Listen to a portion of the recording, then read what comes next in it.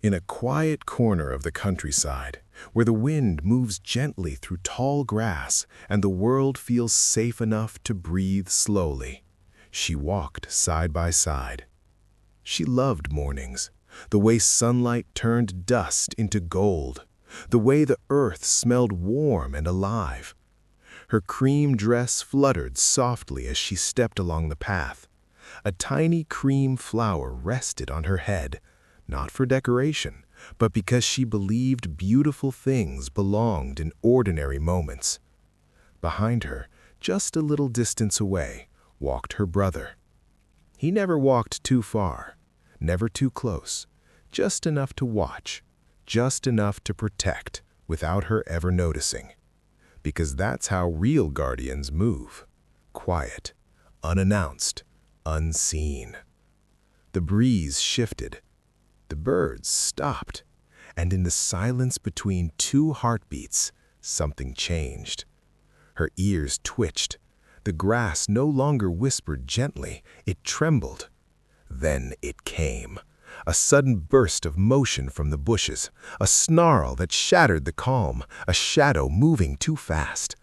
She stepped back, but fear is quicker than balance. The ground met her hard, dust rose.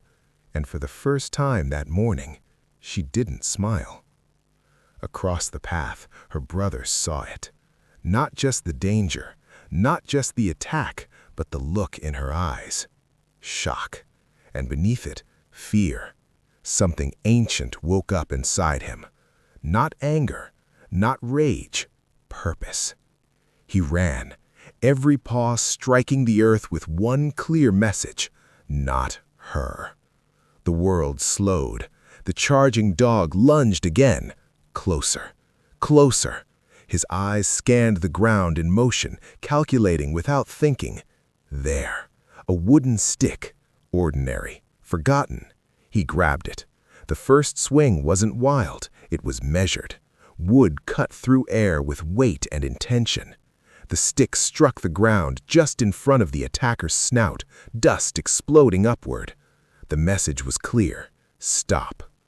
The dog snarled louder, charged again. This time the swing connected, a solid impact against muscle and motion. No cruelty, no vengeance, just defense.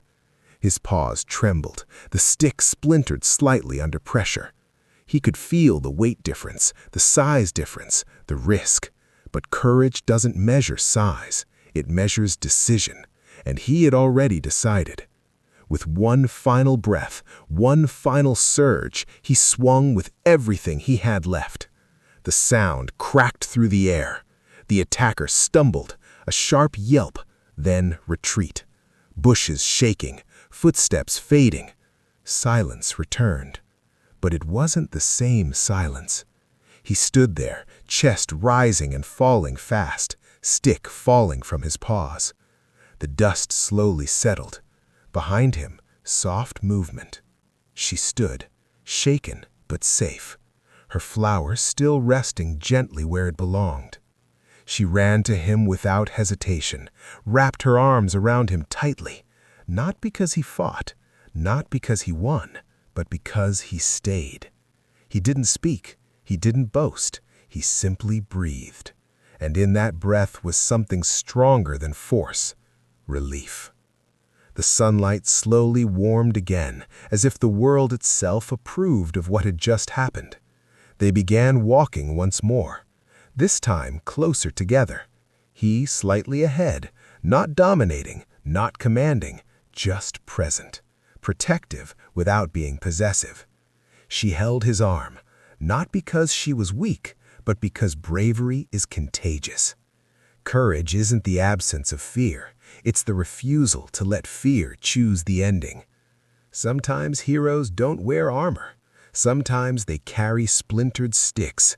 Sometimes they are small, soft, wide-eyed. But when the moment demands it, they rise, and the world changes shape around them. Because bravery is not about power. It's about love deciding it will not step aside. And on that dusty path, beneath the returning golden sky, two small hearts walked forward. stronger than before.